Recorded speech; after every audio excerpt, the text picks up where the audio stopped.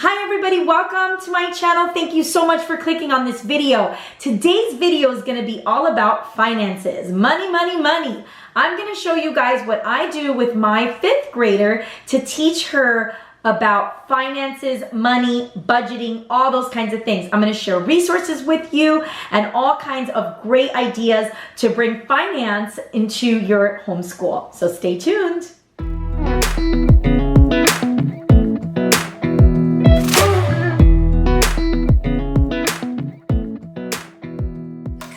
Hi everybody, thank you so much for clicking on this video. I'm super excited today to talk to you guys all about finances and how I teach my 5th grader about finances, budgeting, and money. So if you love these videos, if they bless you, please make sure to hit the subscribe button. I would love for you to be part of my community and of homeschoolers that continue to go on this journey together and learn and grow and all that stuff. So I'm really excited about today's topic because today's topic is going to be all about finances. Now, my older daughter is in 5th grade. She's going to be in 6th grade next year. And I felt like this was an appropriate time and that she was at an appropriate age level to begin to teach her the ins and outs of financing and how financing works, what we do in our home to budget our money, and all of those kinds of things. Because as you guys know, if you have children in this age group, they really start to become more aware of money and how they earn money. They start to want to buy things that are more expensive. And we as parents have to show them these skills for them to be adults that then grow to be people who are responsible with money. And so I felt that at about age 11 or 12, it's really a good time to start to focus on this topic of financing and show children what it is that they need to do in order to budget their money and to show them that really money doesn't grow on trees, right? Money comes from somewhere. How do we earn money? What do we do with our money once we've earned it? You know, what are the kinds of things that are involved in that? And so I felt that this was a great time to implement a financial course into my homeschool. Now, I searched high and low to see where I could find something that would be a financial unit study that I can do with my daughter. There really was slim pickings out there. I'm really, really good at researching things like this as far as unit studies and stuff like that. But I felt that there really wasn't something that geared towards number one, my child's age, and number two, something that was going to be very basic, something that would be simple so that I can introduce this concept to her. Now, of course, my daughter does know about money and about, you know, earning money and things like that, but I wanted to kind of go into those nuts and bolts, and I didn't want to have something too complicated, something that was too lengthy. So what I decided to do was to pull from different resources and kind of create my own little unit study on finances. And I'm really excited to share it with you because if this is something that you want to implement in your homeschool, maybe this is something that you could use to do so in the following year, or maybe even towards the end of this year, or maybe in the summer, something that you want to kind of focus on with your child. So what I did is I looked at some resources that I really liked and pulled them together to create a unit study. So what I'm going to be doing today is I'm going to be showing you the resources that I'm using.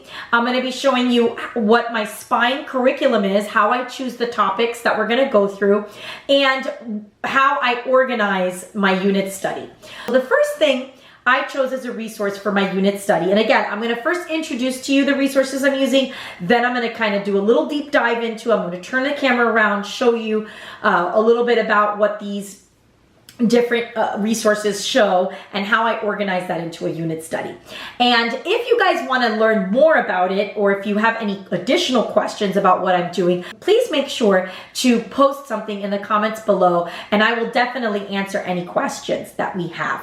Now, why do I think it's important for us to do a financial course at this age? Well, kids at this age are not working yet. They're not teenagers, but they're at a good age for you to kind of start to bring together these ideas of where does money come from, how do we earn money, what do we do with our money, and how important it is to be responsible with the money that we have. This is one thing that I felt when I was in school, I was really not taught at all. We kind of briefly went over economics and a little bit of budgeting, but I really didn't understand the way the financial world worked, how it worked on a macro level and how it worked on a micro level. And so what I found that I had to go through a lot of heartaches, especially in my college years, learning about financing and what I need to do. Because once we start working and earning money, if we don't know how to use that money and how to be responsible with it, it's really not going to be very much use for us. And so I feel that it's important that at this age, we begin to introduce these concepts of finance and budgeting so that we can build upon those concepts later on as children get into high school and as they get into their college years. Because what we want to do is we want to send children out as adults into the world knowing how to finance and budget money. I mean, how many of us wish we had our parents teaching us about this stuff if we were not taught about it? And how many heartaches it could have saved us, and how many mistakes that we made with our money in those years that maybe if we would have had a course like this or had this information, maybe would have done stuff that was different. So what I will do is each week I will read one of these Tuttle Twins books. Now, Tuttle Twins is a wonderful series. It's also expanded to its own curriculum. They have like a bunch of other resources now, even for older kids, and I will link them in the description box below, but it really helps for kids to learn the concepts of money, inflation. They have, you know, things about the law, things about monopolies, and about just different economic concepts. Like this one right here is about disruptive businesses fight against crony competitors, and the ones with friends in government who try and protect them from innovative upstarts. So these are just super, super awesome. This Creature from Jekyll Island is a great one. It teaches about inflation, about money, banking, savings, bartering, and all those kinds of things. They're just such great books, and they're not very long books to read. They're not chapter books. They're just read alouds. And I would say probably 3rd grade and up, you can even read these to your other children as well, not just, you know, in the 5th grade, 4th grade level. And they're just great. The illustrations are awesome. And they teach these concepts and they break them down into a way that children understand through the use of stories. So it's really, really awesome. They have one that's called The Golden Rule, which talks about religious freedom and how we should treat others. And it talks about all these different types of concepts. And I really love them. We're going through them as we speak, so I don't know all of them. I think I've only gone through like the first 5 of them with her this year. But again, the Tuttle Twin books are awesome. Like you see here, a lot of different volumes, breaks it down. Now, sometimes I will read half the book one week and then the other half the second week because some of them are a little longer. But that is the first resource that I use for our finance class. The second resource that I use is called All About Money, Business and Economics. And this is by The Thinking Tree. And you can find this on Amazon. I will link in the description, I will link this book below. And this is what I use to kind of gather my topics. So when you are preparing a unit study, you want to map out what you're going to be covering in that unit study so that you can break it down then into the weeks. And so what I did is I found this great little workbook. Now this workbook is strictly a spine. It's something that helps us to stay on track with covering certain economic concepts. And then we kind of go and veer off into different rabbit trails, and I pull other resources as well. So this one is called All About Money. It is a workbook style, but it also has information in it. Has some really cool links as well. And I will do a flip through of what I cover because the table of contents of this book is what I use as my spine, and then I supplement with other resources. The other resource that I use 2 other resources for just kind of getting my information on each of the topics. I use the Everything Kids Money book, Earn it, save it, and watch it grow. This is a great resource talking about the history of money, where money came from, when we stopped using, for example, gold and moved into a dollar system. It goes through all of that. It goes through budgeting, it goes through business planning, bank accounts, it goes through gold, it goes through value, how money is valued. It's really a great little kind of encyclopedia about money. And I love to use this as an extra resource that I can then take whatever topic is in my All About Money book and kind of go and be more descriptive on what that topic is. And so this is another great resource for that. The next resource I use is called Money for Beginners. And this is a great resource for just learning about money. And what I love about it is it's from Usborne. You can find it on the Usborne website, or you can buy it on Amazon as well. But it's Money for Beginners, and it just talks about different topics about money, but in a cool way. I like the way that it presents it because the pages are short little reads and has a lot of fun illustrations and little step-by-step things, has diagrams where it shows you different captions of things, and I really love that. I like that because kids can oftentimes think about money and be like, oh, boring, you know, what is there to talk about money that's fun? And what I love is that this kind of presents it in a really cool way. And so some of the contents in this book are how money works, the story of money, in the bank, which is all about banking and having a bank account, earning and borrowing. Then they have spending, growing, and giving, which is what we do with our money. It has a chapter on government and money, so that talks about taxes, inflation, deflation, all those kinds of things. And it also has one called Big Questions: how to be a billionaire, how to buy happiness, how to make the world a fairer place, and other important questions that nobody knows the answer to yet. So this is great. And it also provides you with some quick links as well that you could use if you want to research more. So these are kind of the little supplements that I use for my money unit study. Now, how do I break up the weeks and what we're studying and all of that? I will now flip over the camera and show you the All About Money, which is what I use as my spine, and I'm going to go through the table of contents and show you a couple of pages as well, so you could see if this would be something that would work for you. All right, so here is the resource that we use called All About Money, Business and Economics by the Thinking Tree. And they have other resources as well if you're interested in purchasing any other topics. I really like their notebooks. They're pretty simple. So when you go to the All About Money table of contents, you'll see Part 1, Understanding Money. So the first topic is, what is currency?